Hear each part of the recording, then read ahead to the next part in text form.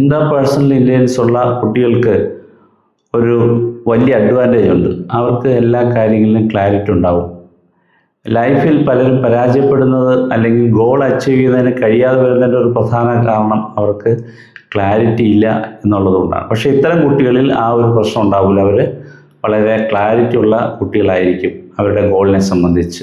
അതുപോലെ തന്നെ പൊതുവായ കാര്യങ്ങളെ സംബന്ധിച്ചും അവർക്ക് ക്ലാരിറ്റി ഉണ്ടാവും. സെൽഫ് അവെയർ ആയിട്ടുള്ള കുട്ടികൾ ഗോൾ അച്ചീവ് ചെയ്യാനുള്ള സാധ്യത വളരെ കൂടുതലാണ്. അവർ പലപ്പോഴും ഡിസ്ട്രാക്ഷൻസ് അവോയ്ഡ് ചെയ്യാൻ വേണ്ടി ശ്രമിക്കും. അതുപോലെ തന്നെ കൺസിസ്റ്റൻസി ഇത്തരം കുട്ടികളിൽ കൂടുതലായിട്ട് ഉണ്ടാവും.